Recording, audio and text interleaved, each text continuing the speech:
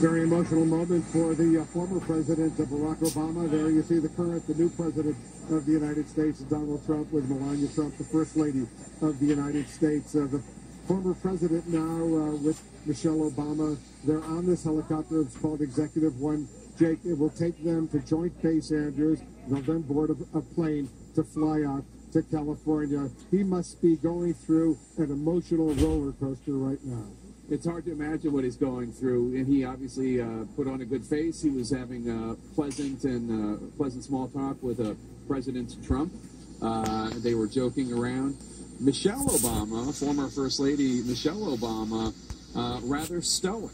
And there were moments when the camera caught her that it seemed like she was really having a tough time, understandably perhaps, given what she and her husband were able to accomplish, and now they're leaving it behind, and obviously given the results of the election.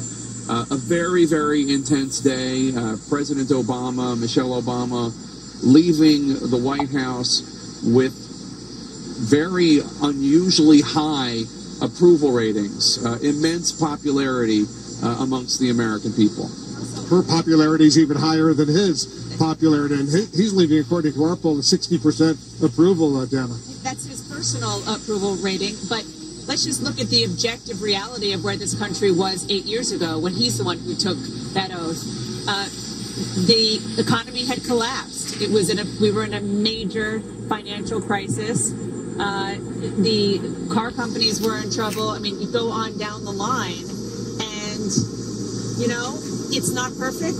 Obviously, the voters want to change, but Donald Trump is starting out at a better place than Barack Obama was, and I think that is an objective, factual truth. Let's watch this moment.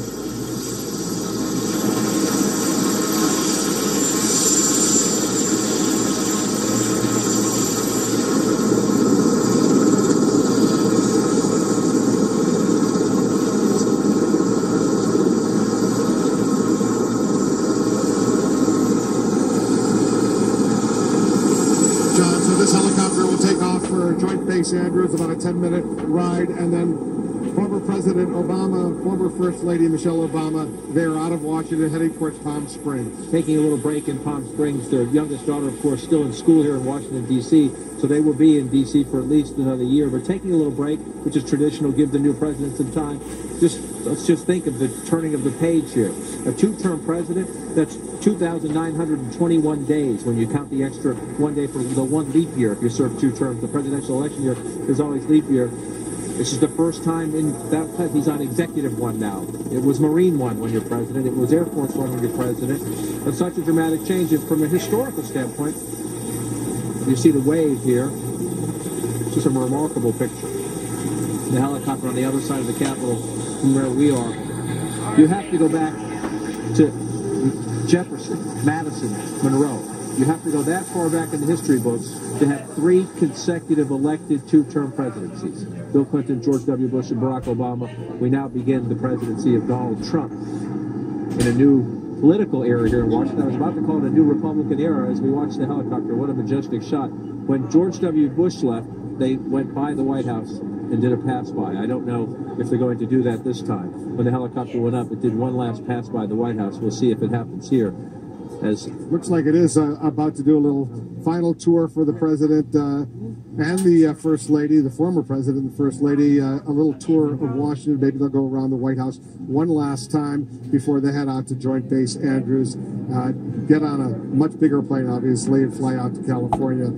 This is a moment that they knew it was going to happen, but, Jake, once it happens, reality sets in very quickly. And it just, when you think about how meticulously choreographed this day is and what it is supposed to, the message is supposed to be saying to the American people, when you have the new president, vice presidents, and the first and second ladies there standing on the other side of the Capitol, waving to the outgoing president and first lady, that's not a moment that just organically happened. That's choreographed. And the message that all 6 of those individuals are trying to say to the American people is, we're friends, we're Americans, everything's going to be okay, this is a departure from what you're used to, but everything's going to be fine. Now, whatever your politics and however you feel, that is what they were trying to say with that message, with that moment, and it was a moving moment. It's something we shouldn't take for granted.